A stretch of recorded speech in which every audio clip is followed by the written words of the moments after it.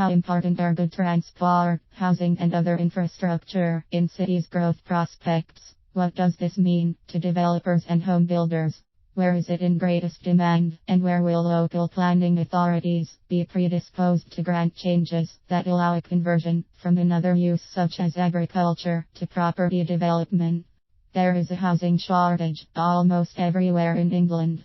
The more nuanced investment strategy looks beyond simple demand to find the growth markets where demand is greater and where buyers will be able to afford new build properties before an investment group will buy land and begin building.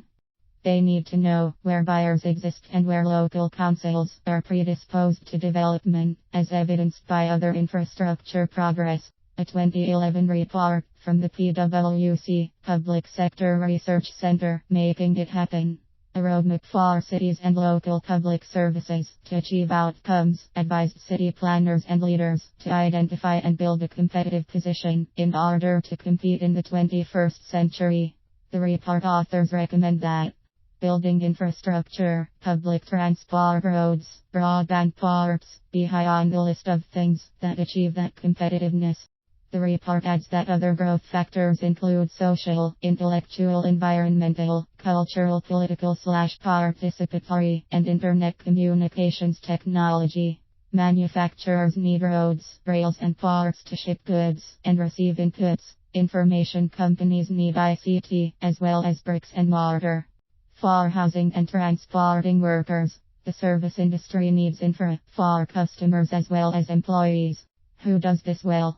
The PwC report identifies a handful of cities doing a good job on infrastructure measures. They include Aberdeen, Belfast, Newcastle, Nottingham, and Swansea Bay cities. Performing below average are Birmingham, Bristol, Manchester, and London. Another way to look at future forward planning and growth are those places where green infrastructure is employed. This is where natural systems such as trees, bioswales, green vegetated roofs, community forests, parks, and wetlands are strategically placed. According to the Department for Environment, Food and Rural Affairs DEFRA, these features mitigate air pollution, excessive summer heat and winter freezing, and excessive storm water, and add to the quality of life in a city. DEFRA studied this internationally in 2012 and cites 2 examples of green infrastructure in the UK that added to the local economy.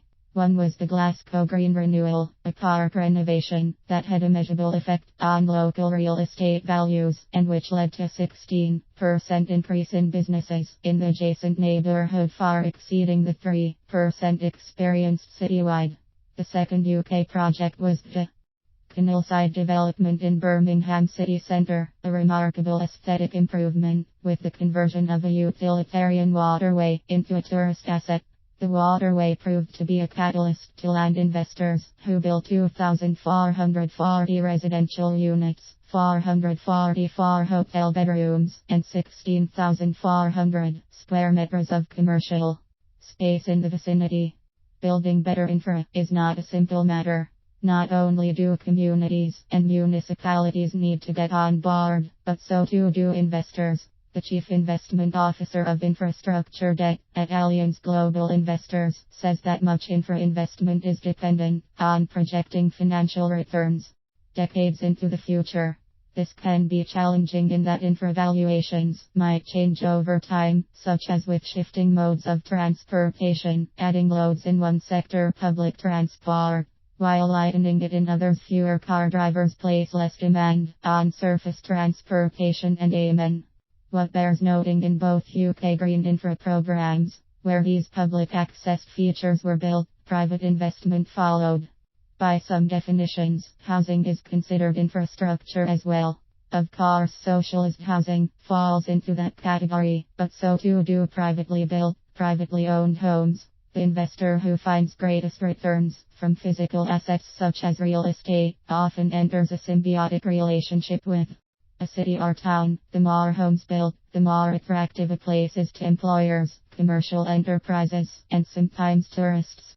Whether investing in infrastructure, home building, or other forms of real assets, the individual is urged to work out a strategy with an independent financial advisor.